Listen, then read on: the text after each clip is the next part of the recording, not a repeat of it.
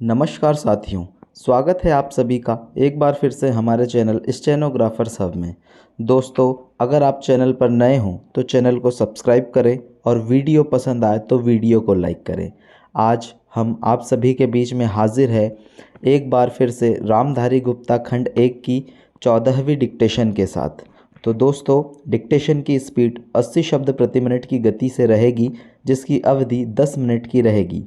तो आपका डिक्टेशन कुछ समय पश्चात होगा, तो तैयार रहें।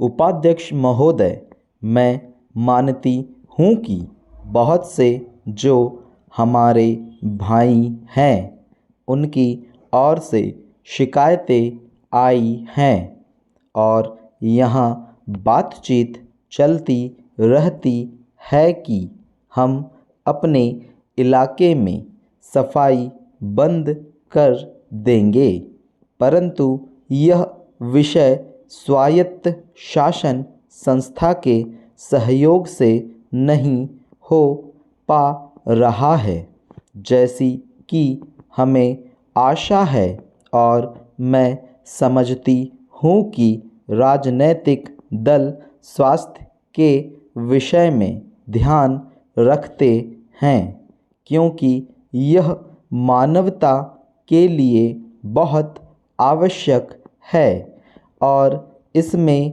राजनीति का कोई रंग नहीं आना चाहिए, ऐसी मेरी आशा है। मैं अनुरोध करूंगी कि सदस्यों की जो समस्याएं हैं उनको ध्यान में रखते हुए दिल्ली प्रशासन कोई ऐसी नीति अपनाने की कोशिश करे जिससे नगर निगम का यदि कोई काम हो तो उस विषय में हमारा नगर निगम से एक सहयोगपूर्ण वातावरण पैदा हो, मगर इस वातावरण में राजनीति न आने पाए। हमारे सामने एक उद्देश्य हो कि हमें जनता का काम करना है, क्योंकि जनता के लिए हम चुनकर आए हैं। इसमें पार्टी का कोई प्रश्न नहीं है। दूसरी बात मैं यह कहना चाहता हूँ कि अनाथ बच्चों के लिए जो इस बजट में प्रावधान किया गया है कि उनके लिए केंद्र बनाए जाएंगे, तो मैं समझती हूँ कि इन केंद्रों के साथ साथ बेसहारा महिलाओं के लिए जो कि समाज से तिरस्कृत हैं, ऐसी महिलाओं के लिए जगह जगह इस प्रकार के केंद्र खुलने चाहिए जहां उन्हें रोजगार सिखाया जाए और साथ ही साथ आर्थिक रूप से स्वतंत्र बनाने की तरफ भी प्रयत्न किया जाए।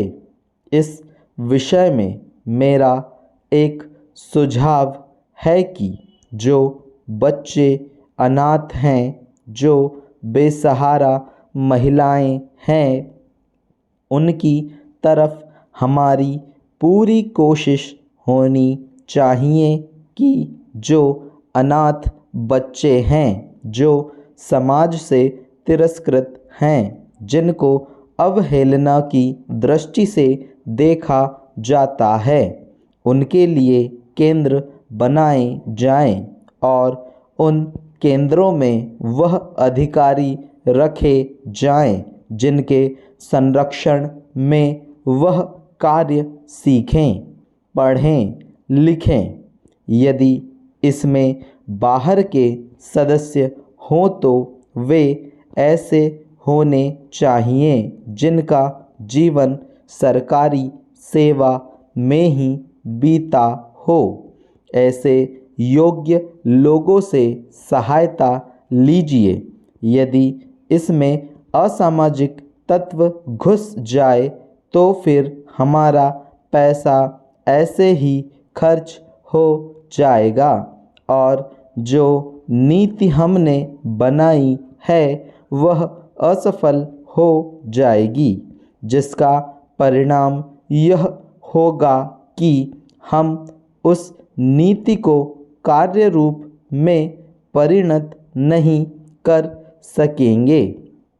इस बात पर कोई मतभेद नहीं है।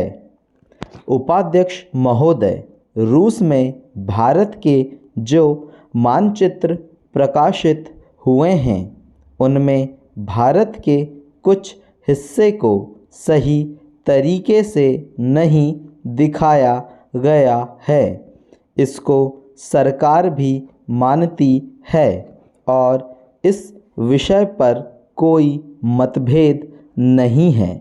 प्रश्न यह है कि अगर किसी देश ने हमारे देश का गलत मानचित्र प्रकाशित किया है तो एक सरकार के रूप में भारत सरकार का जो कर्तव्य है उसने उसको निभाया है या नहीं, और अगर निभाया है तो किस प्रकार से निभाया है।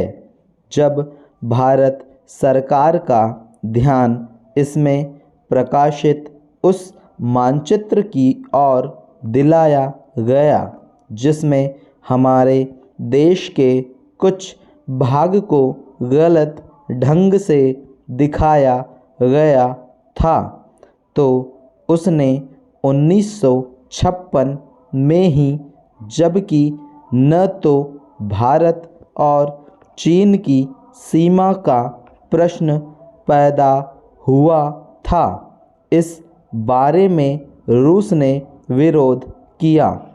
इसके बाद भारत सरकार ने लगातार 4 बार रूस सरकार से लिखित रूप से विरोध किया कि हमारे मानचित्र को ठीक से नहीं दिखाया गया है।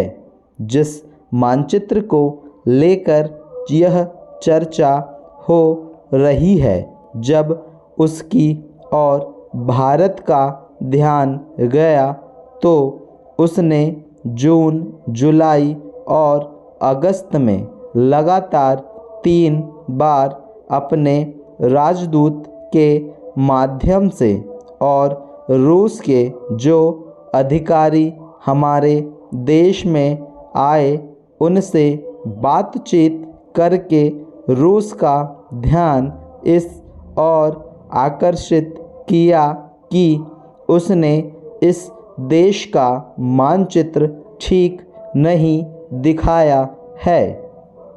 प्रश्न यह है कि जिस मानचित्र के बारे में हम चर्चा कर रहे हैं उसके बारे में हमें चिंता होनी चाहिए या नहीं। मैं समझता हूँ कि अगर दुनिया का कोई भी देश हमारा मानचित्र सही ढंग से नहीं दिखाता है तो स्वाभाविक रूप से देश को उसके बारे में चिंता करनी चाहिए। हम अपने कर्तव्य से नहीं चूक सकते हैं, लेकिन जहाँ तक इस चर्चा का संबंध है, मैं माननीय सदस्य की प्रशंसा करता अगर वह उन समस्त देशों का जिक्र करते और निंदा करते जिन्होंने हमारे मानचित्र को गलत ढंग से दिखाया है। उदाहरण के लिए पाकिस्तान को शिकायत है उसके मानचित्र को केवल रूस, इराक और मिस्र ने ही नहीं बल्कि अमेरिका ने भी गलत दिखाया है। जिस कश्मीर को हम भारत माता का ताज और मुकुट कहते हैं, जिसे हम कहते हैं कि वह इस धरती पर हमारा स्वर्ग है, उस इलाके को बिल्कुल उनकी दया और कृपा पर छोड़ दिया गया है। यह बात उत्साहवर्धक नहीं है। दोस्तों, आपकी डिक्टेशन 80 शब्द प्रति मिनट की गति से यहीं पूर्ण हुई। अगर आप चैनल पर नए हैं तो चैनल को सब्सक्राइब करें और वीडियो को लाइक करें।